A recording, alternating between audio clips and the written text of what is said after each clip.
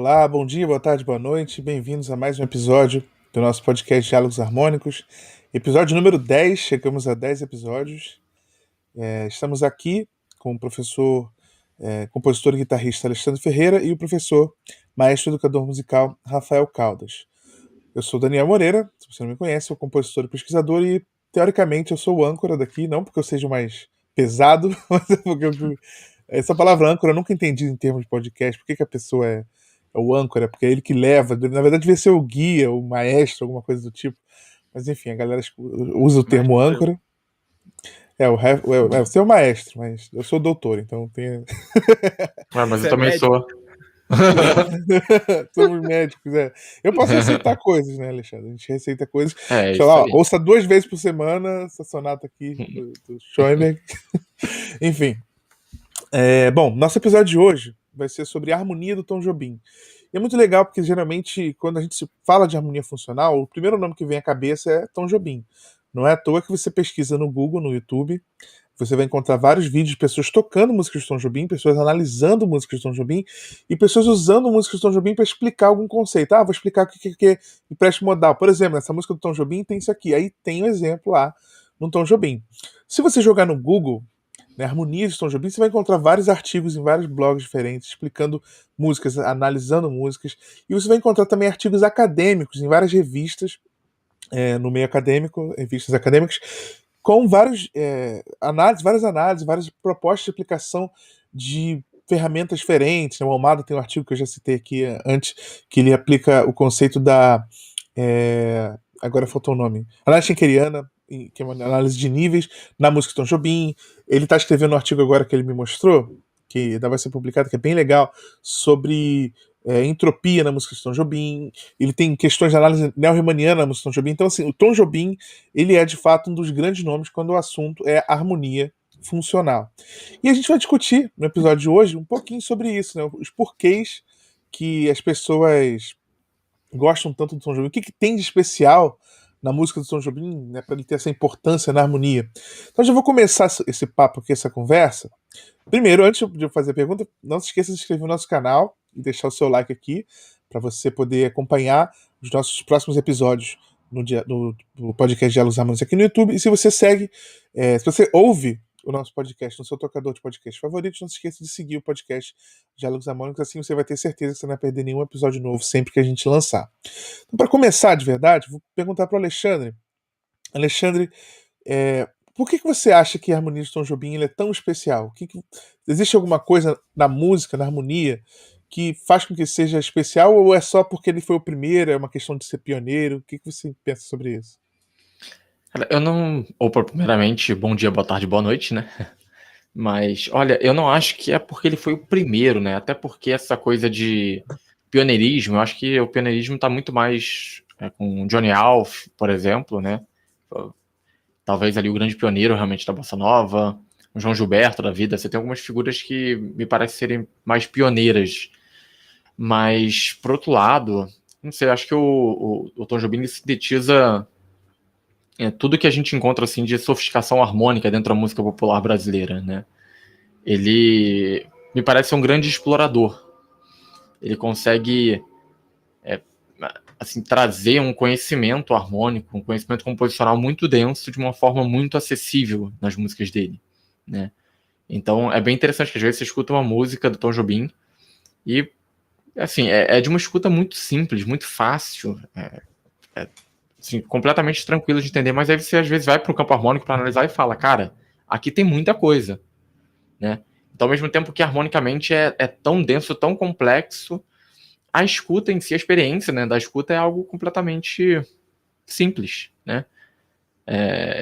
Ele tem talvez venha também, a ideia dele também venha dessa influência, né? Porque ele tem uma influência muito grande em Debussy e Ravel, por exemplo, né? Dois impressionistas. E o impressionismo tem muito isso, né? Muito fácil para leigos ouvirem, por exemplo.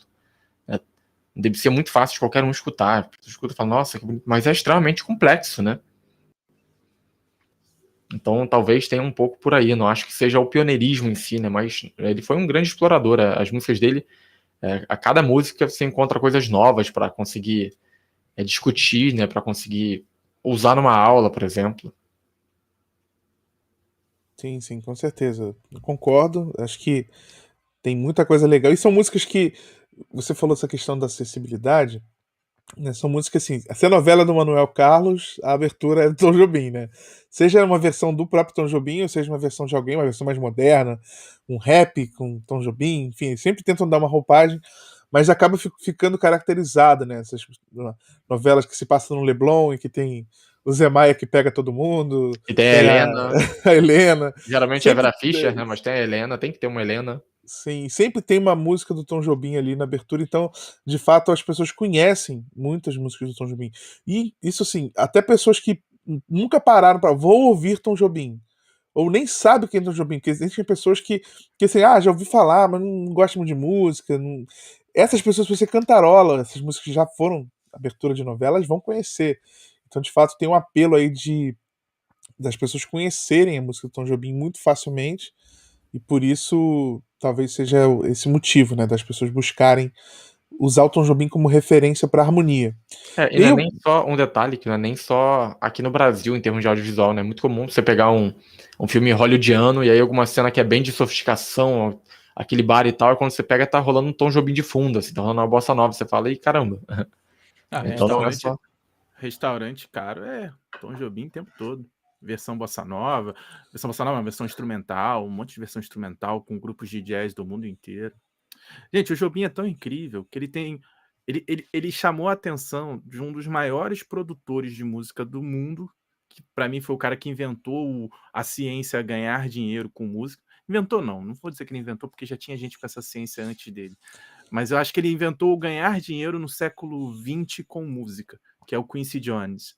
E o Quincy Jones tem uma versão do Desafinado, do Tom Jobim, dele. É para chegar ao ponto de chamar a atenção de um Frank Sinatra, falar assim, eu quero gravar um disco só com músicas suas. Pô, pera aí, calma aí. A Garota de Ipanema ganhou Grammy, não foi? Melhor música do ano. E assim, você tinha Beatles, Rolling Stones e Elvis Presley juntos, né? Não, e ele fala que a Concorrendo, Garota de então. Ipanema foi o pior contrato que ele já fez na vida. Tem uma entrevista, tá no YouTube, ele fala. ele quem? Foi O o Tom pior Jobim? o Tom Jobim, porque ele cedeu todos os direitos. Ele não tem, Putz. é a música uma das músicas mais tocadas no mundo inteiro e ele não tem os direitos dela. Se eu não me engano, é a segunda mais interpretada, né? Uma vez eu Tipo, vi algo a respeito de ser a segunda mais interpretada no mundo, de ter mais gravações assim. Só perde, acho que pra Imagine, né, do John Lennon. acredito. Tipo assim, é Em claro termos que de tudo. harmonia, a diferença é gigantesca, né? Ah, Complexidade é, harmônica. pô. Não, em termos de tudo, rítmica também, sabe? Mas é aquilo, né? A simplicidade né, é aquilo. A complexidade não quer dizer que seja grandiosidade, sabe? Eu acho que há muita grandiosidade na simplicidade. Por isso que eu trouxe o Quincy Jones aqui para nossa conversa, porque na verdade ele ganhou muito, muito dinheiro com coisas muito simples. E a complexidade do que ele faz, na verdade, eu acho que tem algumas questões psicológicas, algumas questões diegéticas. Quando a gente para pensar em Michael Jackson, por exemplo, tem muita coisa diegética. Pensa no Thriller, por exemplo. Pô, bicho, o cara fez um clipe com dança, todo mundo vestido e tal, além de uma música que chama atenção.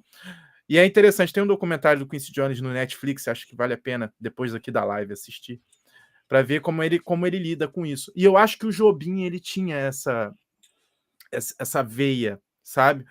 Mas é um jeito mais brasileiro, muito mais brasileiro, mais carioca, né? De fazer, eu acho, né? Essas coisas. Eu acho que essa despreocupação, assim, já me metendo assim no assunto, acabei dominando aqui. Não, Virei não. o âncora. Foi bom. Foi bom, foi bom.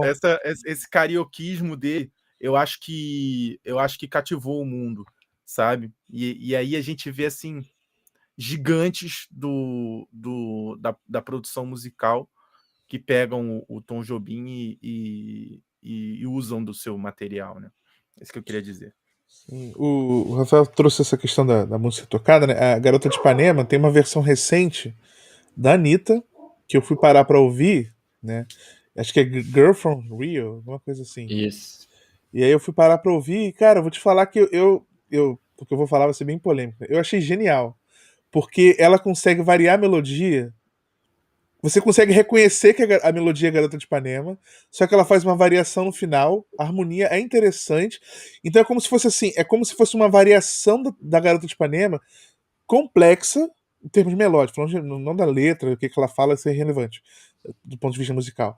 Mas ela consegue fazer uma variação, não foi ela que fez, claro, mas alguém que fez esse arranjo para ela, fez uma variação melódica interessante da música, mantendo uma certa característica. Você reconhece aquela como é.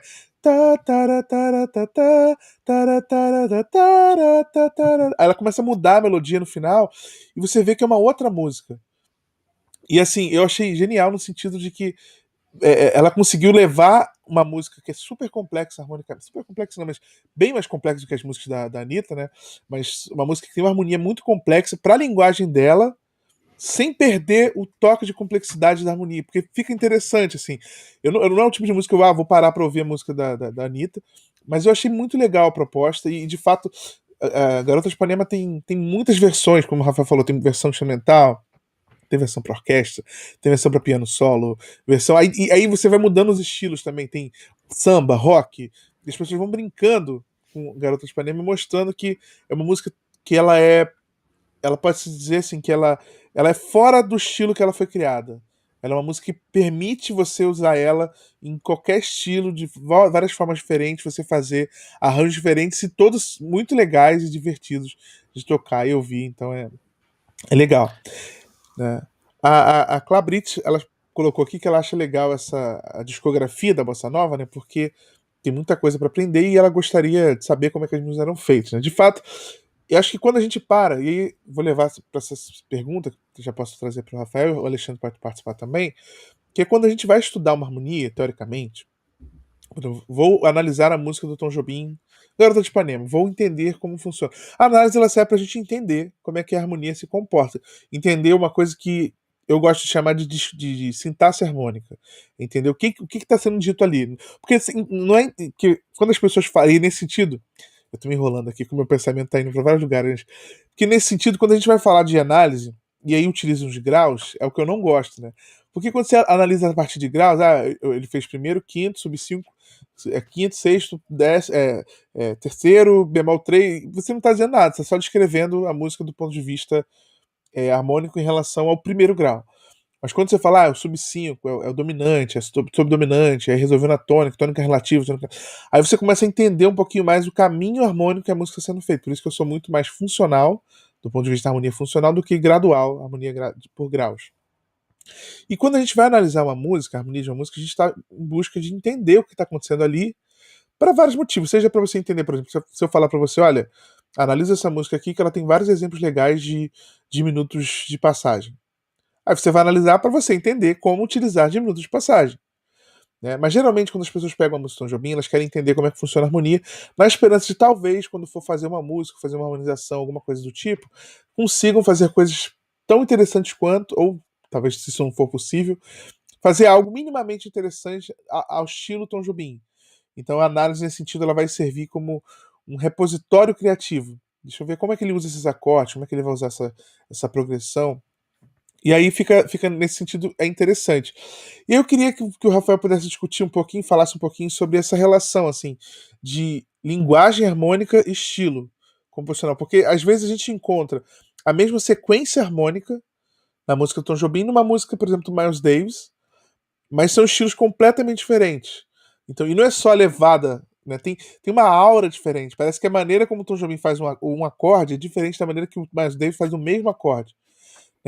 Isso é uma coisa que eu vejo muito, por exemplo, em Villa Lobos, porque aí levando um pouquinho pro lado erudito, mas quando o Villa Lobos faz um acorde, um dó maior na orquestra, é diferente do Debussy fazendo um dó maior na orquestra, é diferente, sei lá, do Mahler fazendo um dó maior na orquestra. Porque a maneira de pensar de cada um deles traz consigo um pouquinho da identidade, tanto de como compositor, como tanto quanto de brasileiro.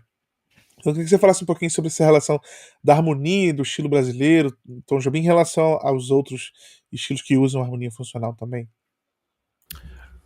Olha, pergunta complexa do Daniel, mas assim, o que me vem à minha mente agora, respondendo assim de pronto, a estrutura harmônica, no ponto de vista da estrutura do acorde, da conexão entre os acordes, os encadeamentos harmônicos, ela é bem limitada em relação à estrutura melódica.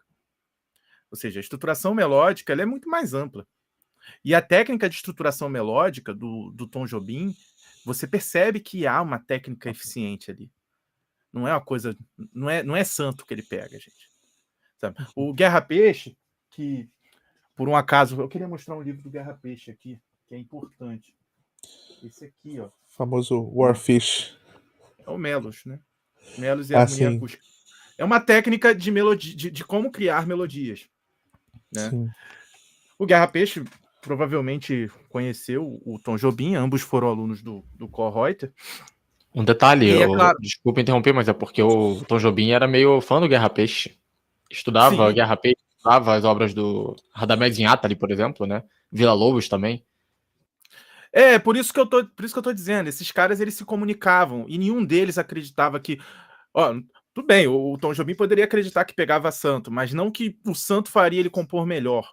É isso que eu quero dizer, entende? O Tom Jobim é um grande exemplo de que para você ser um músico de sucesso, você tem que ter técnica. E ele tinha técnica para absolutamente tudo. O Tom Jobim, numa entrevista, ele fala assim: eu sou um cara da palavra, eu não sou um cara tão da música, assim, eu gosto mais de lidar com a poesia e tal. Tem uma entrevista no YouTube que ele fala sobre isso. Eu acho que ele tá falando com a Maria Gabriela, não tenho certeza, mas tá no YouTube. E ele fala: eu sou um cara da palavra. Mas por que ele diz que é um cara da palavra? Talvez seja porque ele tem um domínio tão pleno da música, tão pleno, que ele nunca dizia que ele estava inventando alguma coisa musicalmente nova. Ou que ele seria um grande músico, porque ele não, tipo assim, né, você não vê ele tanto assim naquelas performances acrobáticas tocando piano. É sempre algo em função da melodia que ele fez daquela letra e tudo mais. Você não vai ver o Tom Jobim como um Thelonious Monk ou um Herbie Hancock, não. Sabe? É sempre em função da melodia. Então isso demonstra pra gente o exemplo do que é o domínio técnico da harmonia. E para a gente entender que o que ele faz, assim, não é harmonicamente dizendo, tecnicamente falando sobre a harmonia, não é diferente do que os jazzistas faziam, não é diferente do que o pessoal do choro fazia e tudo mais. Mas ele sabia exatamente como enriquecer cada acorde com a atenção certa, porque ele dominava a técnica. E ele sabia exatamente quais eram os clichês melódicos que ele poderia usar e que iriam pegar e que iriam conectar perfeitamente com a melos que ele estava fazendo.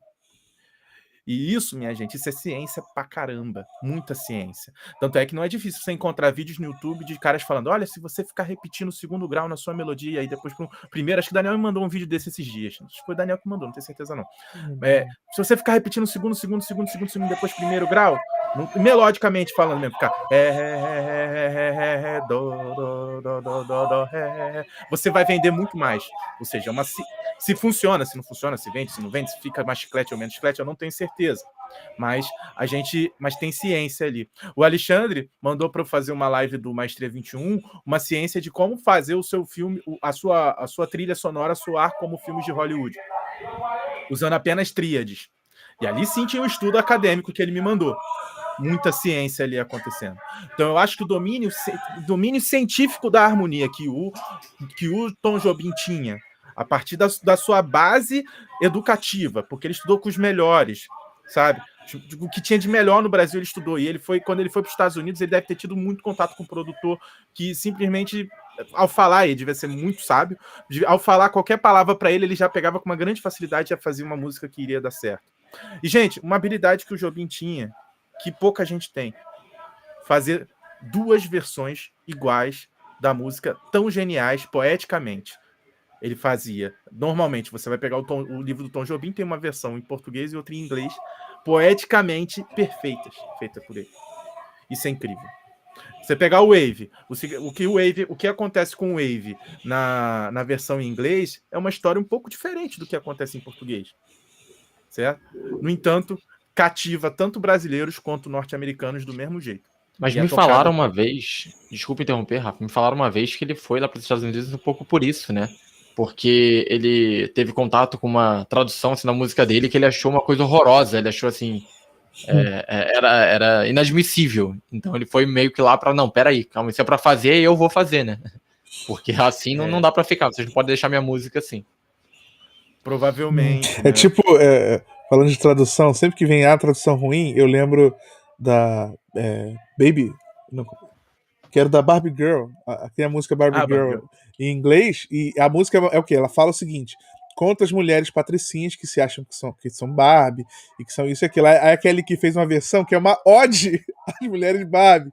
Ou seja, ela subverteu completamente o sentido da letra. A letra é uma crítica, ela trouxe como, olha como é que eu sou Barbie. Tipo, cara... Acho que essa versão é da Kelly Key, não é? É, a Kelly Key, então. A Kelly Key subverteu completamente o sentido da letra. Mas, enfim... Eu acho que pro compositor, eu quanto arranjador, eu não tenho muita composição, mas eu tenho alguns arranjos. Eu, quanto arranjador, me sinto muito incomodado quando mexem no meu arranjo, assim, mudam a estrutura dele. Por exemplo, uma vez eu fiz um arranjo de uma canção do Guia Prático do Vila Lobos, que é esse livrinho aqui. Vou mostrar aqui pra galera aqui, porque é um livro legal de a gente pegar. Aliás, eu tenho uma história, Vila Lobos e Tom Jobim, que é interessante. Desculpa, Rafa, fala sempre o título. Porque a gente... Tá ouvindo. Lembre-se que é podcast, né, cara? O pessoal tá vendo a gente no YouTube, mas é um podcast. Não, é Guia Prático mesmo. Heitor Villa-Lobos, Guia Prático. Show. É uma publicação da Academia Brasileira de Música. Aqui, ó. Não sei se vai dar para ler direito. Essa publicação são um, dois, eu tenho duas versões. São quatro volumezinhos com partituras para serem usadas em sala de aula. Não é só do Vila Lobos, é da equipe que trabalhava com ele na comissão de educação musical, né? Mas tem uma outra entrevista, eu acho que é do Turíbio, o Turíbio falando sobre o Tom Jobim, que o Tom Jobim estava tocando um dos choros, se eu não me engano era o Choros 3 do Vila Lobos, e ele estava tocando, olha que incrível, o Choros 3, se foi o Choros 3, eu não tenho certeza, mas depois eu tenho que olhar lá, mas assim, a maioria dos choros não são para piano, acho que só tem um para piano. Eu não tenho certeza absoluta que eu tenho que dar uma revisitada lá nos choros. Mas se foi o Choros 3, ele é para metais e coro masculino. E ele falou que ele estava tocando no piano de ouvido, de cor, assim, e fazendo as harmonias do choro. E ele falou assim, olha, pro Turíbio, ele falou assim, olha, o velho sabia das coisas, tá? O velho sabia. Tem muita joia aqui dentro que eu tiro para as minhas músicas. Aí o Turíbio falou, e eu acho que eu sei da onde ele tirou o samba de uma nota só. Não vou falar porque eu não tenho certeza. Mas eu acho que eu sei. Quando ele estava tocando ali, eu acho que eu achei a célula do samba de uma nota só. Que ele pescou do mestre Vila Lobos para poder compor as obras dele. Então, assim, é de um intelecto musical tão grande, que, voltando à pergunta do Daniel, de intelecto musical tão grande, tão imenso, o cara tinha um domínio tão pleno da música, ele nem tinha, tipo assim, para ele era tão comum, tão sei lá, cara, tipo assim, fazia trivial. Parte do convívio dele de uma face... Oi? É uma coisa trivial, né? Pra ele era trivial, era tão simples, parecia para ele tão simples que ele não conseguia nem dizer que ele era um cara da música, sabe? Mas isso só acontece porque ele tinha um estudo muito vasto sobre aquilo, um conhecimento muito pleno. Pensando na estrutura harmônica como uma coisa limitada em relação às outras estruturas que eu citei aqui, como a estrutura poética, a estrutura melódica e tudo mais, de fato, quando a gente vai analisar a harmonia dele, no ponto de vista mais básico, vai ser igual a de outros lugares, mas o uso a combinação com esses outros elementos todos que eu falei aqui, voltando à pergunta para o Daniel, eu acho que isso é que é o diferencial. Não sei se eu cheguei a responder, Daniel. Tem um detalhe, né? Deixa eu acrescentar uma coisinha, por favor, que tem um detalhe aqui que é interessante, que o Tom Jobim ele começou meio que a carreira dele assim como arranjador, né? E agora eu não lembro aonde que ele começou, não lembro qual foi assim, o primeiro emprego dele, mas ele trabalhava mais com arranjo. E uma outra coisa que ele fazia também, como forma de trabalho, era justamente escrever na partitura, né, as melodias, a harmonias assim, de pessoas que não sabiam, que não tinham domínio da escrita musical, né? Então isso é uma coisa interessante porque acho que o Daniel e o Rafael também devem ver isso com uma certa constância, né? A gente sempre fala que a gente vê muita gente falando assim, bem do Tom Jobim, né? Tom Jobim parece que é uma unanimidade, né? Quando as pessoas falam de harmonia, querem estudar harmonia, mas ao mesmo tempo é bem interessante, é bem engraçado a gente ver pessoas que contestam, por exemplo, o estudo de teoria, né? Contestam, não, tu não precisa disso, mas querem ser como o Tom Jobim. Não vai ser mesmo. Né? Eu acho isso extremamente curioso, porque assim, você não vai ver ninguém falando mal do Tom Jobim. Nem como Quincy Jones, que ambos...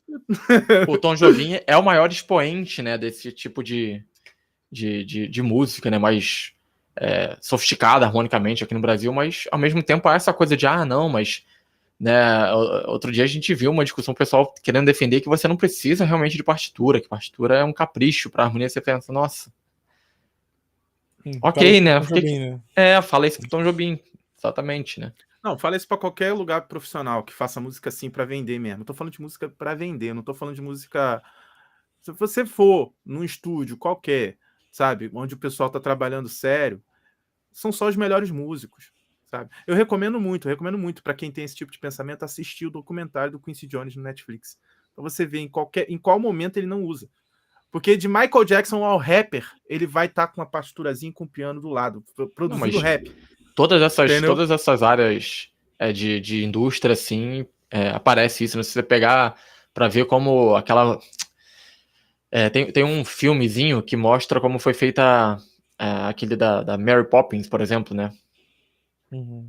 E aí mostra os músicos compondo a música, né? E eles no piano, assim, escrevendo a partitura, discutindo e mostrando, poxa, porque aqui a gente fala que vai descer, mas olha só como a melodia sobe, né? Mostrando as relações na pauta com a música. É sempre tudo na pauta, né? Você não tem muito o diálogo fugir. acaba, não tem como dialogar se não tá na pauta, sabe? Não tem como mostrar que assim, olha, Alexandre, é assim, entendeu o que eu queria.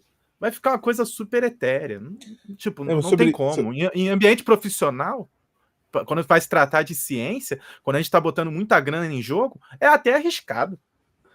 É arriscado os caras botar. Por exemplo, você vai ver os grandes produtores e ele vai falar: não, eu vou trabalhar com aquele músico, com aquele músico, com aquele músico ali. Não vou trabalhar com outro, porque eu sei que se eu botar qualquer coisa na mão dele, ele vai fazer.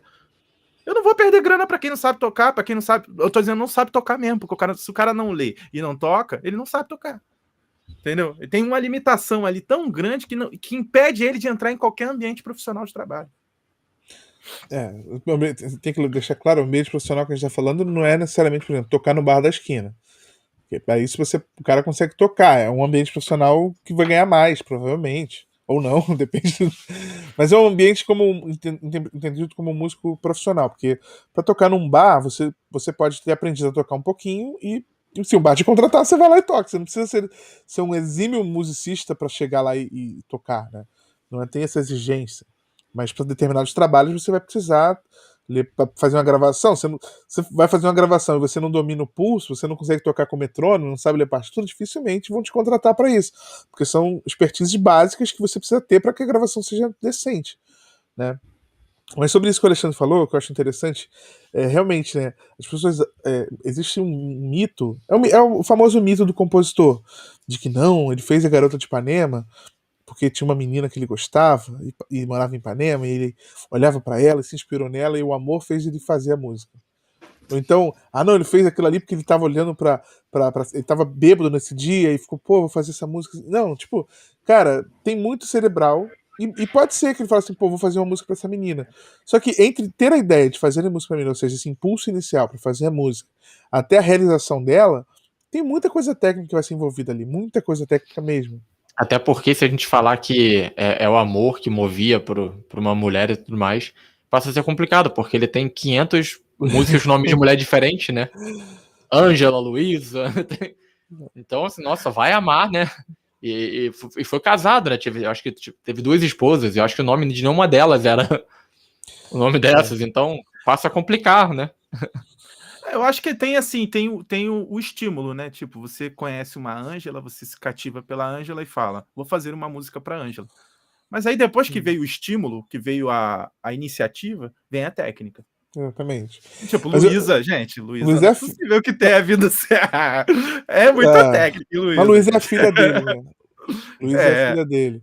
Mas a questão do que eu tô falando é que, assim, porque as pessoas acham que Tom Jobim ele ficava na tentativa e erro para definir os acordes da harmonia, né? Ele ia lá experimentando, deixa eu ver esse acorde, ih, ficou legal, agora deixa eu ver esse aqui. Então, as pessoas pegam e falam, vou compor uma música, eu conheço pessoas assim, compus essa música aqui, estilo Tom Jobim. Aí tu vai ver, tipo assim, a harmonia, até dá pra enganar.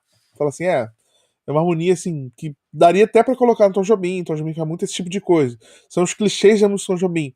Mas aí você vê que não foi o Tom Jobim que compôs, por exemplo, digamos que eu só conheço a Garota de Ipanema do Tom Jobim, Samba de uma Nota Só e talvez Luísa. Aí ele me mostra, olha essa música aqui que é do Tom Jobim. Aí eu não sei, realmente eu não conheço, eu não sei. dá pra você ver, falar, cara, não é Tom Jobim. Porque não é só uma questão harmônica, tem toda uma coerência entre harmonia e melodia, sobre o ritmo das notas, sobre os motivos usados na melodia, sobre a melodia estar em determinadas tensões. Porque se eu fizer uma harmonia estilo Tom Jobim e a minha melodia ficar só na fundamental dos acordes, cara, vai soar muito fraco, muito básico. O Tom Jobim, ele atuava a melodia nas tensões. Né? A gente fez uma live, fez com o Alexandre um tempo atrás, que a gente falou um pouquinho sobre Samba de uma Nota Só, que é uma das músicas que eu mais gosto do Tom Jobim, porque ele subverte essa ideia, né? Geralmente a gente tem um acorde, várias notas, ele fez uma nota, vários acordes, ele subverteu essa ideia. E como é interessante a construção da relação entre as notas e a harmonia que está em jogo, porque se tem uma nota só e a harmonia muda, aquela nota ela vai desempenhar funções diferentes dentro de cada acorde, né? E aí você vê que assim, ela faz um movimento descendente. Ela primeiro começa, eu não lembro exatamente, mas tipo, ela é a sexta do acorde, depois ela vira a quinta aumentada, vira a quinta de outro acorde. O acorde vão descendo cromaticamente e ela vai fazendo movimentos assim. Então assim, é o tipo de coisa, cara, que fazer tentativa e erro é praticamente impossível. Você teria que. É, se é tentativa e erro, vamos lá, tentativa e erro. Você teria que estar tentando muito e errando muito pouco para chegar nesse nível. E é isso que as pessoas também não entendem, né? Que para chegar num nível técnico, harmônico, musical do Tom Jobim, você precisa acertar muito mais do que errou. E tem certas coisas que nem na tentativa e erro, nem na sorte, assim, putz, sem querer fiz isso aqui. Não tem como, cara. Tem estruturas tão Olha a bem quantidade de obras que elaboradas ele compôs também, né? Sim, mas eu falo assim, que tem uma estrutura por baixo, sustentando essa obra, tão bem elaborada e tão bem conectada e coerente, que não há tentativa e erro que faça isso. Não há, até porque se você começar a analisar, você começa a perceber uma série de soluções que ele gosta de dar para a música dele, e você percebe, olha, essa recorrência que você encontra, ela não é à toa. Não é o tipo de coisa que se ele fez na sorte uma, ele vai fazer na sorte de novo, de novo, de novo, porque não é exatamente a mesma coisa, dá para ver que a ideia, a estrutura é a mesma, só que é feita de uma forma diferente. Né? Então não é a mesma coisa cuspida escarrada, né? É realmente uma variação daquilo, é um domínio do material com o qual ele está trabalhando. O discurso muda completamente. Tem um disco do Jobim que ele fez os arranjos do Dorival. Esse disco é genial e tem vídeo no YouTube dele ensaiando com os filhos do Dorival e o Dorival já mais velho, devia estar com uns 70 anos na época, ou menos até, mas você já percebe que é um ancião ali no meio. E tipo assim, o Jobim captura o Caymmi, captura a baianice do Caymmi, sabe? Gente, o Jobim ele tem que ser... tem que botar uma estátua do lado do Chopin lá na Urca, sacou? Pra botar assim, é tão genial quanto, ou mais, sei lá, para um brasileiro é mais importante também, mas enfim. Tem um papo de que ele era chamado de Gershwin, né? Pelos norte-americanos, né? Tipo. Por causa da harmonia. Tamanha admiração que tinham por ele, né? E também sabia orquestrar como o Gershwin. Isso que eu ia falar. Nos arranjos do Caymmi ele fez isso. Ele fez um arranjo com orquestra, com voz, com coro, com tudo. E o coro quem fazia era os filhos do Caymmi. E o Dori toca flauta. É impressionante. É uma coisa assim. E sobre isso, sim, porque a música do Tom Jobim também ela é rica não só do ponto de vista harmônico, melódico, estrutural, mas também os arranjos são muito bem elaborados. A orquestração, as flautas que ele colocava, as cordas, como entravam, o baixo. Tem muita poética ali em tudo que ele fazia, né? E acho que hoje em dia, aí falando dos problemas da modernização, né? Hoje em dia as pessoas elas não querem estudar tanto quanto o Tom Jobim estudou, elas querem pular atalhos, queimar etapas, e aí vão tentar fazer uma música que a wannabe Tom Jobim, mas não chega nem perto, com uma harmonia muito mais fraca. E aí, só que aí tem a questão, na hora de fazer o arranjo, elas não dominam nada. E aí elas querem tentar fazer soar como aquilo, sem estudar para fazer soar como aquilo. Isso me lembra, tem um livro de composição, que eu não vou lembrar agora exatamente qual é, mas é de um compositor, se eu não me engano... Ai, caramba. Não, é um livro de composição do século XX. E ele abre o livro no prefácio falando assim: eu sou professor, é um americano. Ele fala: eu sou professor de composição na universidade há não sei quantos anos, e uma coisa sempre me chamou a atenção: que os alunos chegam querendo eles falam assim, eu quero compor uma música estilo Wagner, quero compor uma música estilo Strauss, quero compor uma música estilo Debussy. Ou seja, eles estão no século XX, XXI, querendo compor músicas do século XIX para trás, né? Debussy do século XX também, mas o estilo é mais do século XIX, enfim. Eu falo, eles querem compor músicas tonais, em outras palavras, eles querem compor músicas tonais, não querem fazer música tonal, eu não gosto de música. Isso é um fenômeno que acontece na UFRJ também. Tem muitos alunos que não querem estudar música tonal, não querem aprender técnicas atonais, mas tudo bem, não tem problema, você pode compor música tonal. Só que o problema, e aí esse cara fala nesse livro, ele falou o seguinte, beleza, o cara quer compor igual o Strauss, mas ele não quer estudar harmonia no nível de profundidade que o Strauss sabia. Ele também não quer estudar orquestração no nível de profundidade que o Strauss sabia. Ele não quer estudar forma no nível de... Eu não quero estudar contraponto como o Strauss. Então, assim, no não fundo... quer aprender a vender uma valsa como o Strauss fazia. Não, no sentido assim que para fazer esse tipo de música que o cara quer fazer, você precisa de uma bagagem teórica, musical grande. Mas o cara não queria. O cara queria simplesmente, não, eu quero com o que eu tenho agora fazer uma música que soa tipo aquele cara, só que é muito inferior em todos os níveis, no contraponto, na harmonia, na orquestração e tudo. Então, acho que esse é o grande problema. Se você mira um alvo, é aquela velha história. Se eu falar assim, Alexandre e Rafael, vocês que gostariam de ter aquela barriga de tanquinho, tudo, o músculo todo trincado, tudo certinho, vocês vão falar o quê? Sim, talvez. Não, vamos no mundo hipotético. Sim, falar, sim, eu gostaria de ter um corpo todo definido e tal. Falar, beleza, só que a partir de agora, vocês não vão mais poder comer nada com sal, não vão poder comer. Nisso com pizza. Não, presta atenção, você não vai poder comer nada com sal, não vai poder mais comer pizza, não vai poder comer pão, não vai comer doce, e você não vai poder mais beber cerveja, vai ter que malhar no mínimo 4 horas por dia durante o resto da sua vida. O que a maioria das pessoas vai fazer? Não quero. Por quê? Porque no fundo a gente quer o resultado final. A gente não quer passar pelas etapas que são necessárias para isso. Eu quero chegar nisso comendo pizza e bebendo cerveja, entendeu? Exatamente. E falando mal de quem malha da academia no Instagram. É eu isso. posso não conseguir, mas vou morrer tentando. Não, além disso, existe realmente essa coisa de você querer ser igual. Por exemplo, eu quero ser como foi Bach. Tem uma cena no filme, acho que o nome do filme é O Segredo de Beethoven, né? Um filme que tem uma menina que estuda com Beethoven no filme. Sim, é o copista dele. Sim. Que é melhor que ele, inclusive. É muito engraçado esse filme. Porque ela rege a nona de costas. Ao contrário. Porque ela rege espelhando, né? Na última cena, ele vai reger, mas ele tá surdo. Ela rege pra ele de frente, um compasso antes e ao contrário. Tipo, é valeu. Valeu, mulher. Genial nesse filme. Então, mas tem uma cena nesse filme que é um aprendizado, eu acho que pra vida, que é o Beethoven começa a meio que escamotear com ela, não gosta, tipo assim, começa a falar que a música dela é ruim e tal, porque ela ao mesmo tempo que ela é copista, ela é compositora, ela quer ser uma compositora tão boa quanto o Beethoven. E aí chega um momento que ela compõe do mesmo jeito que o Beethoven, usando a mesma linguagem harmônica, o mesmo esquema de melodias e tudo mais. E aí o Beethoven toca num piano, e olha para ela e fala assim, sim, genial, mas o mundo não precisa de mais um Beethoven, ele já tem. O mundo precisa de uma... Aí falou o nome dela, que eu não lembro. Entendeu? O mundo precisa de você. Beethoven o mundo já tem. Entendeu? Se eu for compor igual o Tom Jobim o mundo já tem. Sabe? Não adianta eu querer ser igual a ele. Sabe? Mesmo se eu conseguir, eu vou fazer o mais do mesmo. Alguém já fez. E um detalhe, né? Se você quiser ir além do Tom Jobim, dificilmente você vai conseguir se você não tiver o domínio técnico que ele tinha para ser o que ele foi, né? O mínimo é você fazer o que ele fazia para você ir além. Se você não faz o que ele fazia, você não consegue ir além. Essa é a questão, né? E uma coisa também que o Alexandre falou, que me trouxe uma reflexão, veja a quantidade de parcerias que o Jobim fazia para ele poder ir além. Tipo, eu assisti o show do Chico Buarque, antes dele começar a tocar Retrato em Branco e Preto, ele fala, cara, essa foi uma das parcerias mais incríveis que eu tive na minha vida, né? Tipo, eu gostaria muito de poder ter mais músicas feitas junto com o Jobim. E aí ele toca Retrato em Branco e Preto.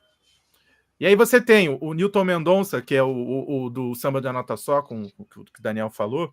Eu tenho um livrinho aqui que fala sobre as historinhas. Ai, meu Deus. É o podcast do Rafael pegando o livro na estante. Vou pegar um livro aqui também. Peguei. Tô brincando. Mas esse livro aqui é legal, que eu mostro muito o pessoal do Quiet Home que tá fazendo o samba de uma nota só. Por isso que eu vi nele. Que ele conta as histórias. A gente tá produzindo, daqui a pouco vai ter um vídeo bacana aí de Samba da Nota Só do Tom Jobim. Mas tem aqui esse livro aqui, do Wagner Homem e Luiz Roberto Oliveira, Tom Jobim, que ele conta as histórias das letras, né? E aí a história da letra do Samba de Nota Só é que o Jobim não queria fazer. O Newton ficava perturbando ele, falando, pô, vamos fazer aquele sambinha? Aí não, vamos fazer um samba e tal. Aí ele falava que o Jobim falava assim, aquele sambinha, né? Tá, deixa eu falar. Tipo, não queria fazer. Aí chegou o momento que o Newton falou, quer saber? Vou fazer com outra pessoa. Aí chegou pro Jobim e falou, olha, se você não fizer agora, eu vou fazer com outra pessoa. Não vou fazer mais com você. Aí o Jobim foi lá e fez. Aí esse livro é recheado dessas historinhas que são curiosidades e tal, mas que, pra você perceber, né? A gente às vezes olha pra música com um tamanho gigante, assim, fala, putz, isso é um baluarte e tal, mas o próprio compositor não tava muito assim. E o parceiro é que estimulou ele a fazer, né? Isso é bem, bem bacana de pensar. Pois é, mas é engraçado porque o estímulo, né? Quando a gente fala de estímulo musical, a gente tá brincando, de repente uma menina bonita chamada, sei lá, tem uma menina bonita que ele achava lá morava perto da casa dele e falou, vou fazer uma música pra ela. Pode ser um estímulo assim, direto, pode ser um estímulo do tipo, caramba, tem um concurso de composição que abriu agora, que precisa ter uma música de tantos minutos, assim, assim, assado. Aí esse é um estímulo até financeiro, você ganhar o concurso. E às vezes vem a inspiração do nada mesmo. Você tá, sei lá, já aconteceu comigo, né? Tô dirigindo, eu falo, pô, podia fazer uma música. Aí um carro buzina, e o outro buzina, eu falo, pô, podia fazer uma música que vai surgindo assim, os sons. E aí você vai e transforma aquilo ali em música a partir de técnica, né? A gente usa muito a técnica. A técnica é o que vai servir para tirar da ideia para a realização. E eu escrevi um artigo que foi publicado agora na revista Musmate desse mês de junho, né? Foi publicado. Quem quiser ver, tá lá em musmate.org. Eu publiquei um artigo que eu falo sobre escolha composicional. E aí, enquanto eu estava formulando a ideia de escolha composicional, eu vou explicar para minha esposa, eu converso muito com ela, mas ela não é musicista. Então, ela é formada profissional de letras, formada em letras. Então, eu sempre tento dar eu adoro fazer analogia. Quando eu tenho que explicar uma coisa para ver a opinião dela, aí eu tento fazer analogia mesmo na área dela. E aí eu fiz uma analogia interessante sobre a questão das escolhas composicionais / realização, que tem a ver o seguinte, mas isso não está no artigo, isso eu falei com ela, que é assim, imagina que você quer escrever, o Alexandre quer escrever uma declaração de amor, ele quer escrever para a mulher dele, eu te amo. Então ele já tem a intenção.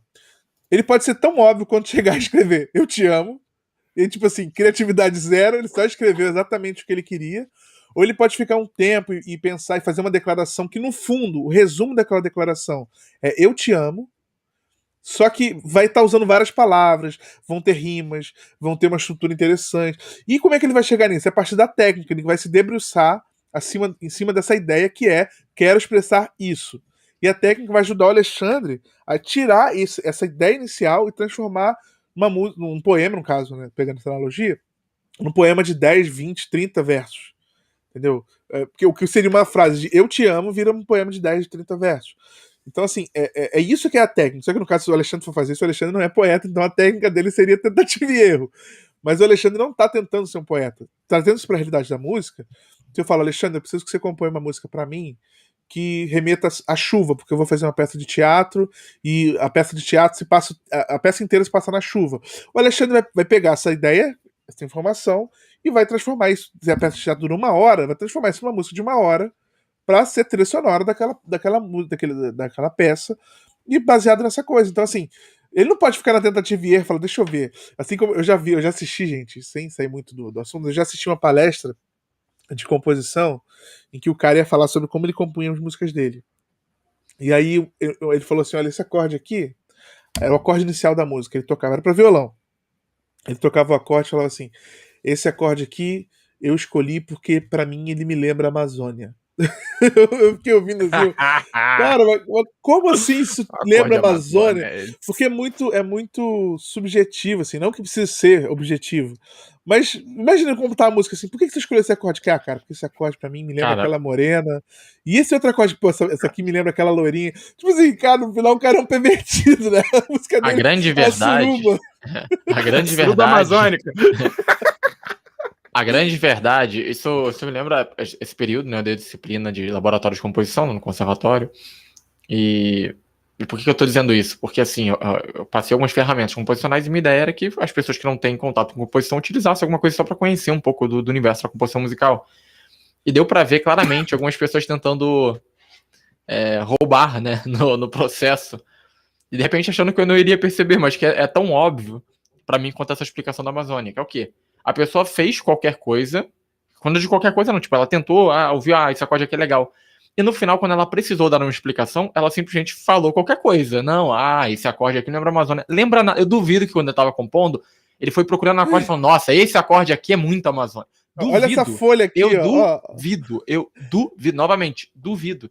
Ele fez a música no final para tentar dar algum significado para aquilo, porque de repente ele acha que tem que ter algum significado, porque ele não pode chegar e falar, olha, eu só compus e acabou, não tem nada para falar não. Próxima pergunta, né? De repente.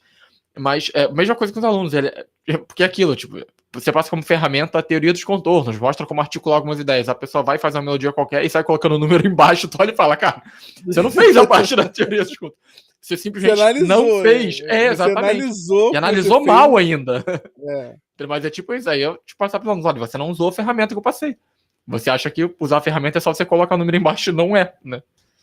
Eu não esqueço uma das primeiras aulas que eu tive de elementos de composição com o Paul Chi. E ele, a primeira aula, toda aula a gente tinha que compor alguma coisa. Se não compôsse, a gente era reprovado. É sério, com ele, se não fizer, reprova. E aí, a primeira composição que tinha que fazer, o único elemento que a gente tinha era uma nota. Você pode fazer essa uma nota em qualquer altura, com qualquer ritmo e tudo mais, mas você só pode usar uma nota. Eu achei genial, porque aquilo ali, para quem... Eis aqui esse sambinha. Não, mas nem harmonicamente, eu só poderia usar realmente uma nota. Não, tô brincando, tô brincando. Dela. E aquilo ali para mim foi genial, não pelo exercício em si, mas pela coisa assim. Imagina se você não estivesse caminhando no infinito de elementos. Se você tivesse apenas um elemento para você fazer a sua música. Isso está no meu artigo. Spoiler. Imagine também que você só tenha, que você defina antes de compor os elementos que você vai ter, que são os ingredientes. É como você abrir a sua geladeira. Eu falo isso muito com a minha esposa. Falo assim, lembrei de um meme agora. Desculpa, Rafael, lembrei de um meme. Daniel, tipo, silêncio, o Rafael tá descobrindo a composição. Pô, foi mal, tô só zoando. Não, o que eu tô querendo dizer aqui isso foi há muitos anos atrás, né? Exemplificar como é que foi a minha experiência naquele momento, né? Que era uma coisa que eu realmente não sabia mesmo. Foi uma das primeiras matérias de composição que eu fiz na vida. E aí, imagina, eu gosto muito de comparar com a minha esposa. Minha esposa ela fala assim: você cozinha melhor do que eu. E você cozinha com qualquer coisa que você. E realmente eu abro a geladeira e eu olho assim: o que tem aqui? Gelo. Tem uma mortadela, tem um macarrão parafuso. De gelo. Tem macarrão parafuso e tem maionese, já sai uma macarronese com mortadela. Entendeu? Mas isso daí, o que eu tô querendo brincar com isso? É tipo assim, quando você limita os elementos, você já não caminha tanto no infinito. E aí você não se perde tanto. E aí eu acho que com música isso é fundamental. Eu falei que era essa brincadeira, Rafael, de que você está descobrindo a composição, porque isso faz parte. É exatamente isso, né? A gente fala. Porque assim, você pode compor do jeito que você quiser, né? Mas quando a gente vai para um campo mais profissional da composição, você tem que ter um controle, um domínio do que tu vai fazer, né? Por isso que eu sou aí, falei. O que eu escrevi no meu artigo, é bom que eu tô podendo falar, tá bem fresquinho que eu escrevi recentemente. O que acontece? Eu discuto a questão da escolha composicional. O que é a escolha composicional? A escolha composicional é tudo que você escolhe para você fazer uma música. Então, se você escolhe, vou fazer uma música para piano, isso é uma escolha composicional. Vou fazer uma sonata, isso é uma escolha composicional. Vai ser atonal, uma escolha composicional. O nome da música vai ser Luísa, uma escolha composicional. De tal forma que a música nada mais é do que a junção, a combinação, a somatória de todas as escolhas composicionais que você fez durante o processo. E assim, para um compositor experiente, lidar com um universo de possibilidades maior, tipo assim, eu posso fazer qualquer coisa, pode ser bom para ele falar, bom, posso explorar minha criatividade aqui de 1000 maneiras diferentes. Mas geralmente o que acontece quando você é um compositor iniciante? Você vê, eu chamo de o dilema da página em branco. Você olha a página em branco e fala, caraca, e agora? Por onde eu começo? O que eu faço? A primeira coisa, então, eu até cito uma frase do Stravinsky, que ele fala assim, a primeira coisa que eu faço é estabelecer regras para mim. O Stravinsky fala isso, né? Porque a página em branco, para ele, é o terror. Ele quer fazer uma coisa melhor. E aí, é o seguinte, eu no artigo, eu usei uma analogia, que são assim, se eu falar Rafael e Alexandre, Faça uma lista de 10 coisas aleatórias aí. Aí vocês vão, ai meu Deus, o que eu vou fazer? Aí vocês vão pensar numa lista de 10 coisas aleatórias, que podem demorar um tempo a mais ou a menos. Algumas pessoas vão falar a primeira coisa que vai na cabeça e vai, aleatoriamente. Outras vão pensar, ai meu Deus, o que eu escolho? O que eu começo? E nessa indecisão de qual que eu começo, você não começa. Agora você fala, me cite 10 frutas. É muito mais fácil. Eu limitei o universo de possibilidades para qualquer coisa para frutas. Você pensar banana, maçã, uva, laranja, fica muito mais rápido, você direciona melhor o seu raciocínio e a sua criatividade. Então, isso que você está falando, Rafael, de você limitar o material, tem a ver com isso. Você tem um foco maior, um foco criativo maior. E eu passo exercícios, quando eu vou tentando trazer para o Tom Jobim, quando eu estou dando aula de harmonia funcional, eu sempre tento trazer para os meus alunos exercícios para ajudarem eles a compor estilo Tom Jobim. A primeira coisa que eu faço é o seguinte: a gente cria uma harmonia em sala juntos, e aí o trabalho que eu passo é que eles compõem a melodia em cima. Só que eles não podem usar nem a fundamental, nem a terça, nem a quinta dos acordes. Ou seja, nenhuma nota da tríade de nenhum acorde pode ser utilizada. Então eu limito. Você só pode usar da sétima para cima, sétima, nona, 11ª, enfim. E aí eu falo o seguinte: eles têm que tentar mover de um acorde para o outro sempre em grau conjunto. Dentro de um acorde eles podem saltar, mas de um acorde para o outro a melodia tem que mover em grau conjunto. E aí, cara, fica super difícil, porque nem sempre é possível. Aí o que o cara vai ter que fazer para mover um grau conjunto? Ele vai ter que botar uma tensão que não está no acorde, ou no primeiro ou no segundo, e que essa tensão seja permitida dentro daquele acorde, e que essa tensão permita o movimento de grau conjunto. Aí, quando você começa a limitar o aluno, ele fala, caramba, e agora? Já sei, se eu colocar esse sustenido 11 nesse acorde, eu vou conseguir fazer. Aí você começa a ver a criatividade florescendo, porque você começa a ver o que é possível fazer para você criar uma melodia dentro daquele limite. E aí, quando você tira os limites, beleza, agora você ali para fazer, você já tem um domínio maior. Acho que o limite dos estudos, eles servem para isso, para te ajudar a você focar a sua criatividade, como eu falei no exemplo da lista de 10 frutas, e aos poucos você explorar ela de uma maneira mais consciente, não qualquer coisa, tentativa e erro, vou fazer por fazer, enfim. Um detalhe, né, só para trazer isso também aqui de volta para aquela coisa do Tom Jobim, é que a gente está falando muito dessas coisas, né, entrando também no universo da composição, porque esse é o tipo de domínio técnico que o Tom Jobim tinha. Né? Então, como o Daniel falou, ele não ficava na tentativa e erro, e por mais que numa entrevista ele tivesse falado alguma coisa do tipo, eu componho porque eu olho para uma coisa que me inspira, gente, provavelmente isso é muito mais balela artística do que qualquer outra coisa, né? Porque isso é outra coisa muito triste na área da música, né? Principalmente na área da música popular, que parece que estudar é feio, né? As pessoas gostam muito daquele mito romântico do cara que nasceu talentoso e que nunca precisou se esforçar para nada. As pessoas compram essa ideia e acham isso bonito, né? Mas o Tom Jobim estudou só com gente muito boa aqui no Brasil. Então ele tinha um domínio pleno assim, de tudo que ele fazia. Não era por acaso que ele era um grande gênio, né? Eu acredito que ele delimitava os elementos, como o Daniel falou, na hora de compor. Com certeza. Ele fez aulas de composição, né? Ele estudou composição. Composição de verdade. E trabalhou em todas as áreas. Ele tem uma sinfonia. A Sinfonia Brasília, né? Foi feita para a inauguração de Brasília, música de concerto. Então, ali, técnicas de concerto, para música de concerto. Provavelmente, quando ele foi compor essa sinfonia, ele pensou quais seriam as técnicas composicionais que ele iria usar para ela. Diferente da técnica, por exemplo, para o samba de uma nota só, que, por sua vez, é diferente da técnica para o wave. Ou seja, eu acho que, embora ele use os mesmos elementos, pode ser elementos concomitantes ali, mas, com certeza, algo, nem que seja um inciso melódico, ele teve que delimitar ali para poder trabalhar mais. E aí a gente pensa, poxa, isso acontece sempre, Beethoven na quinta, né? O primeiro movimento da quinta, que é o pom, pom, pom, pom. Se a gente pensar que a quinta inteira é só isso, variação e variação mais disso, sabe? A gente já viu o quanto ele delimitou o território que ele iria trabalhar. Se a gente pensar numa estrutura da sinfonia e da sonata, somente como 2 temas, como eu falei ontem na live de ontem, são só 2 temas. E aquilo ali é o que você tem que ter, 2 temas que são simétricos e precisam ter uma simetria, eles precisam formar o que nós chamamos de quadratura. Ou seja, se você já delimitou só aqueles 2 temas, a sua sonata inteira ela vai ter que ser baseada naqueles 2 temas. Se a sua fuga ela tem um sujeito e um contra-sujeito, que é o formato de fuga, né, que você vai entrando um depois do outro, você tem que fazer tudo em cima daqueles 2 temas. Ou seja, não estamos nunca trabalhando no infinito. Os compositores, os grandes compositores, eles sempre delimitam o que eles vão fazer. Só que você tem que entender a técnica. que eles usam. Entender a técnica é e esse é o problema. As pessoas não querem entender a técnica, mas querem fazer dentro de... E aí, quando você fala de estudar, aí vira, não, a gente já falou isso várias vezes aqui. Não, mas aprender partitura limita a criatividade, estudar teoria limita a criatividade. Na verdade, cara, a criatividade, ela vai surgir a partir disso, porque a partir do momento que, por exemplo, que você aprendeu intervalos musicais, você é capaz, não de compor, claro, que é mais difícil, mas você já é capaz de entender melhor samba de uma nota só, e quem sabe fazer um rock de uma nota só, um bossa nova de uma nota só, um jazz de uma nota só. Mas você consegue entender a partir dos Patronal de uma intervalos. nota só. O que está acontecendo? Essa é música minimalista, né? Mas o que acontece? Você começa a entender o que está acontecendo ali em termos de intervalos.